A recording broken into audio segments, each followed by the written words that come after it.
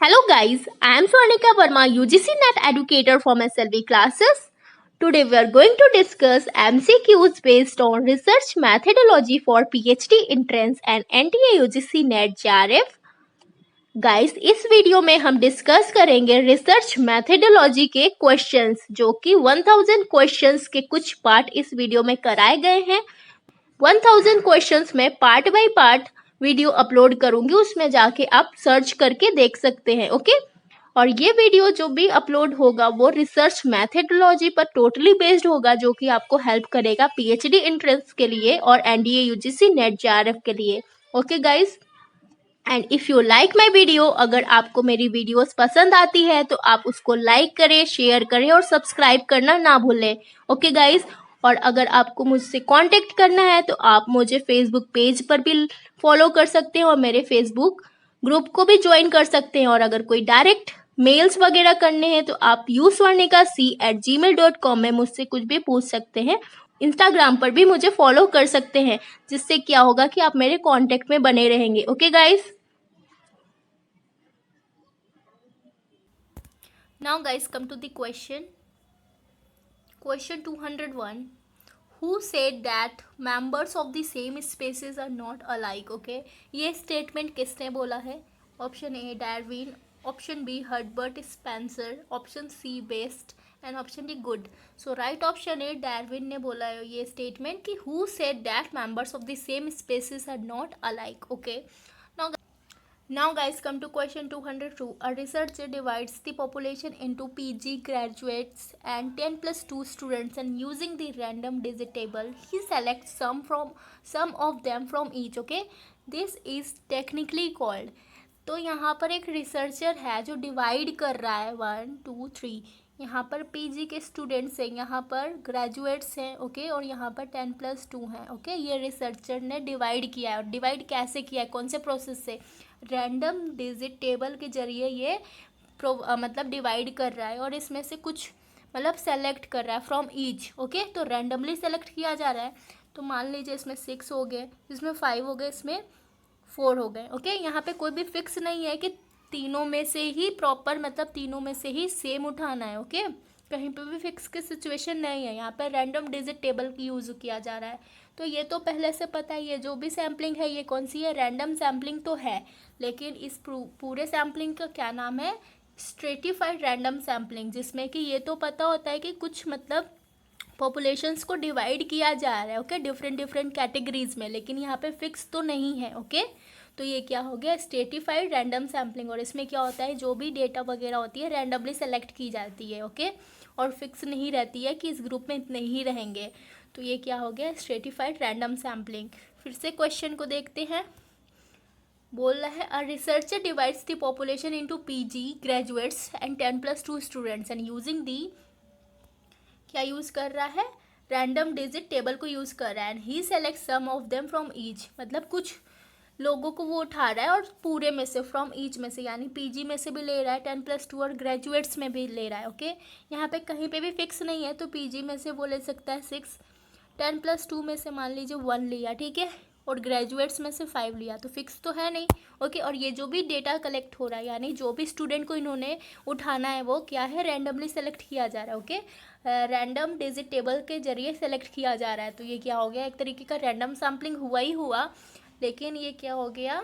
Stratified random sampling का process है। Okay, क्योंकि इसमें कोई भी फिक्स नहीं है, जो भी कलेक्ट किया जा रहा है, ओके, स्टूडेंट को जो उठाया जा रहा है, सेलेक्ट किया जा रहा है, वो रैंडमली सेलेक्ट हो रहा है ना, और कहीं पे भी फिक्स की बात तो कर नहीं रहा है। तो ये क्या हो गया? स्ट्रेटिफाइड रैंडम सैम्पलिंग हो गया। Now guys come to question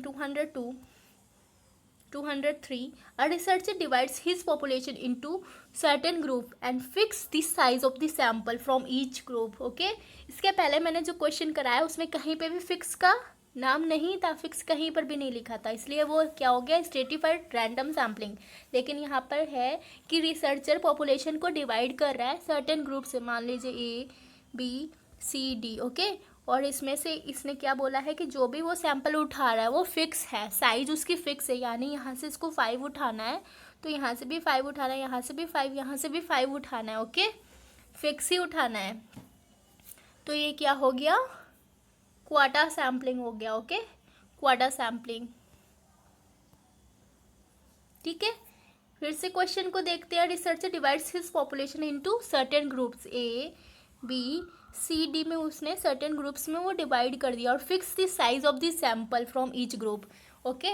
और सैंपल की साइज यानी ए से जितना उठाना है, मान लीजिए 5 उठाना है, 5 उठाना है, 5 उठाना है, 5 उठाना है, तो फिक्स कर दिया ये साइज। तो ये क्या हो गया, क्वाटा सैम्पलिंग हो गया। जिसमें भी साइज फिक्स की बात करेगा वो क्या हो जाएगा, क्वाटा सैम्पलिंग हो जाएगा। Now guys come to question 204। Field study is related to, field study किससे रिलेट करता है, real life situation, experiment situation, laboratory situation, none of the above. Field study में जब हम लोग जाते हैं, फील्ड स्टडी करने जाते हैं, तो रियल लाइफ सिचुएशन को ही तो स्टडी करते हैं, जैसे जनगणना, पॉपुलेशन, ये सब क्या है, रियल लाइफ सिचुएशन का ही तो स्टडी है। तो ये क्या हो गया, रियल लाइफ सिचुएशन स्टडी।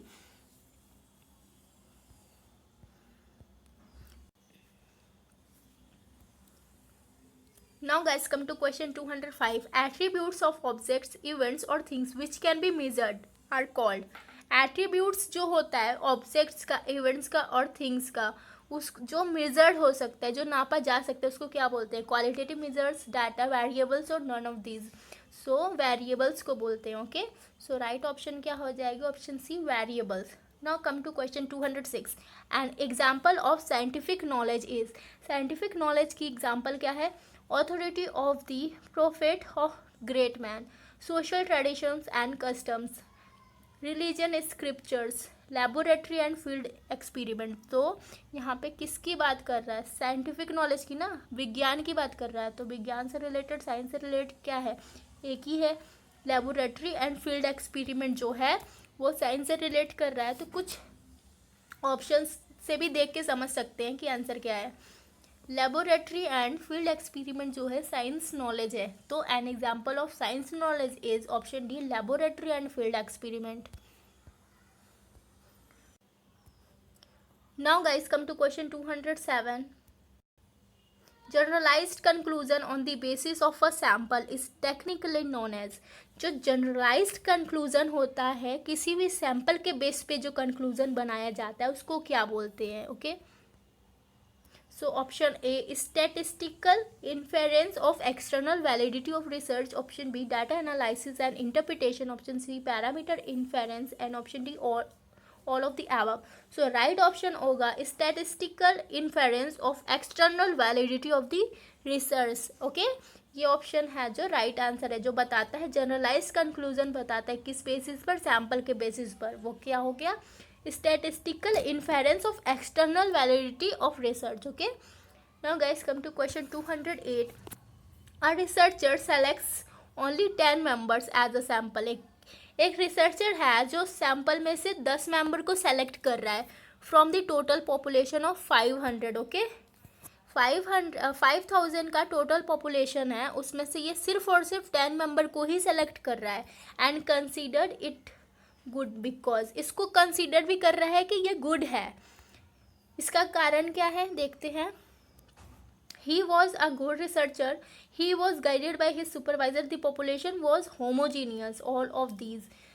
तो फिर से क्वेश्चन को देखते हैं। क्वेश्चन में बोल रहा है एक रिसर्चर है जो सेलेक्ट कर रहा है 10 members as a sample from the total population of 5000 का पॉपुलेशन है, उसमें से सिर्फ और सिर्फ 10 मेंबर को सेलेक्ट करना, ओके। और उसको फिर बाद में सोचना कि ये जो उसने किया है ये सही है, ये अच्छा है, इट गुड बिकॉज। इसका कारण क्या है कि रिसर्चर अच्छा है, नहीं।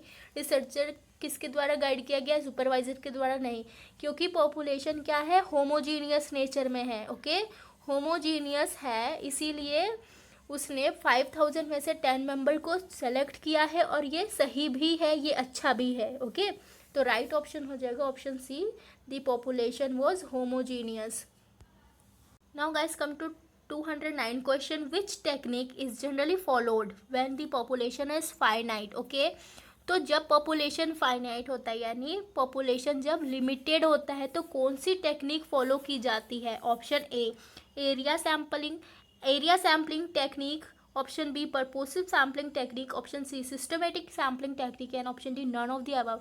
तो जब भी पॉपुलेशन फाइनाइट होता है यानी लिमिट में होता है ना, तो एक तरीके का वो सिस्टम हुआ। तो सिस्टमेटिक सैम्पलिंग टेक्निक जो होता है इस सिचुएशन में, वो टेक्निक को यूज़ किया जाता है जब पॉपुलेशन फाइनाइट होता है, यानी पॉपुलेशन की लिमिट पता होती है कि 3 करोड़ है 4 करोड़ है, ये लिमिट पता है। तो कौन सी टेक्निक यूज़ की जाएगी? Systematic sampling technique.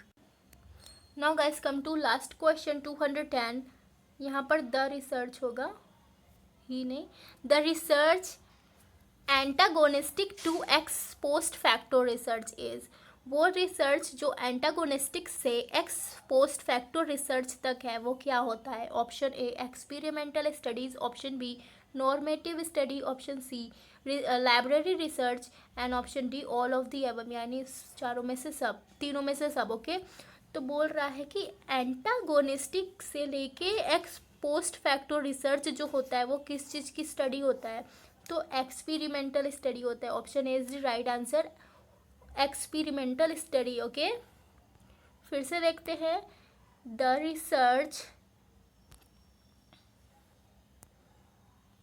Research antagonistic to ex post facto. Okay antagonistic से एक्स पोस्ट फैक्टो रिसर्च बोल रहा है ना, तो कौन सा हो गया स्टडी? एक्सपेरिमेंटल स्टडी हो गया। Option A is the right answer. Okay guys if you like my video, अगर आपको मेरी वीडियोस पसंद आती है तो प्लीज़ उसे लाइक करें, सब्सक्राइब करें एंड शेयर करना ना भूलें। और बाकी की क्वेश्चंस मैं आगे के वीडियोस में अपलोड करूँगी। Thank you guys for watching my video.